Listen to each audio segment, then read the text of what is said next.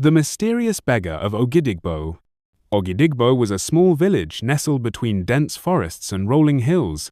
Known for its lush farmlands, vibrant markets, and ancient shrines, the people of Ogidigbo lived simple, structured lives under the leadership of Chief Ogbane, a stout, wise man with eyes that had seen 3 lifetimes of trouble and triumph. But one Harmattan morning, a stranger arrived. He was a beggar old, lean, and ragged. His clothes hung on him like wilted plantain leaves, and his hair was matted like a bird's abandoned nest. He sat quietly under the Iroko tree by the shrine of Ayalala, the goddess of justice, stretching out a crooked hand to passers-by.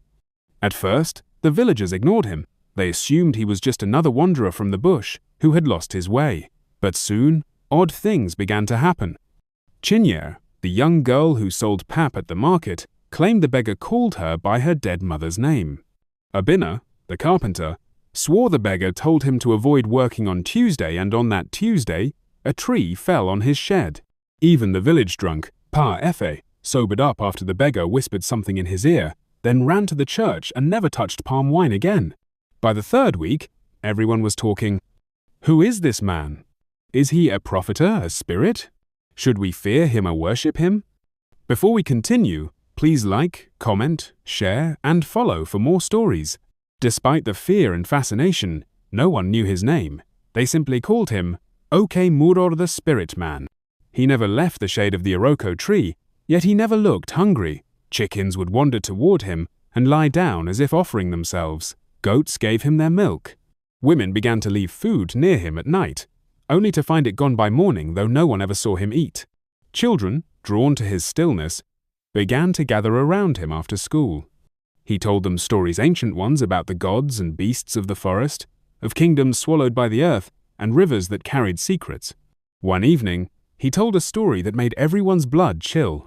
Long ago, he rasped, a greedy chief stole from the shrine of Ayalala. He mocked her priests, hoarded offerings meant for the gods, and buried a pregnant woman alive for challenging him. Ayalala cursed his bloodline. None of your sons shall know peace. Your land shall weep, and when the beggar returns, justice will rise. Silence followed. The old men looked at each other, because long ago, Chief Ogbane's grandfather had done just that. Before we continue, please like, comment, share, and follow for more stories. That night, the Iroko tree caught fire. No one knew how it happened. There was no lightning, no wind, just a sudden whoosh, and flames leapt into the sky. The shrine of Ayalala cracked open, revealing a hidden tunnel beneath. The beggar was gone. Fear gripped the village. Some called for prayer, others for ritual cleansing. But Chief Ogbane stood alone before the smouldering shrine, sweating though the air was cold. He remembered the story, the curse, and in the dead of that night, he walked into the tunnel. What he found beneath was not bones, but gold, buried and forgotten, sealed in jars marked with forbidden symbols. At the center was a statue of Ayalala, her eyes bleeding tears of coal. As Ogbane reached out, a voice echoed from the darkness. "You have taken. Now you must return." Before we continue, please like, comment, share, and follow for more stories. At dawn, the beggar reappeared, but not as before. He now stood tall, his rags transformed into white robes, his matted hair flowed like a river, and his eyes glowed with the light of distant stars. He was not a man. He was Odo Ayalala, the ancient spirit of justice himself, sent to test the heart of Ogidigbo. Under the Iroko's burnt roots, he called the elders to judgment. One by one, secrets spilled like palm wine, theft, murder, betrayals. Even the town priest, revered for years, had bartered sacred lands to outsiders.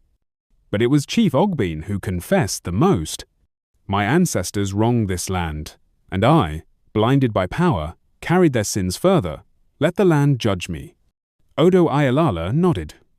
A wind swept through the village. Trees bowed, rivers rumbled, and then silence. When the wind died, Ogbane was gone. Only his staff remained, planted in the earth beside the shrine.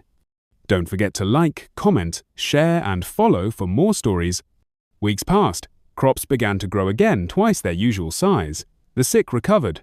Even the oldest well, dry for years, overflowed with sweet water. The beggar never returned. But children say that sometimes, at dusk, under the new iroko tree that grew overnight in the same spot, a man in white sits and tells stories. He never speaks to adults, only to children. And if one listens closely, one can still hear the final words he left etched into the bark. Where justice sleeps, peace cannot dwell. Wake her. To this day, in Ogidigbo and beyond, parents warn their children to always respect the shrines. Elders pour libations not just to the gods, but to the unknown beggar whose arrival changed everything. And if you ever pass through the village, ask about the iroko tree by the old shrine. They'll say, "That is where justice once sat and begged until we learned to see." Thank you for watching. Please like, comment, share, and follow for more stories. See you on my next story. Bye!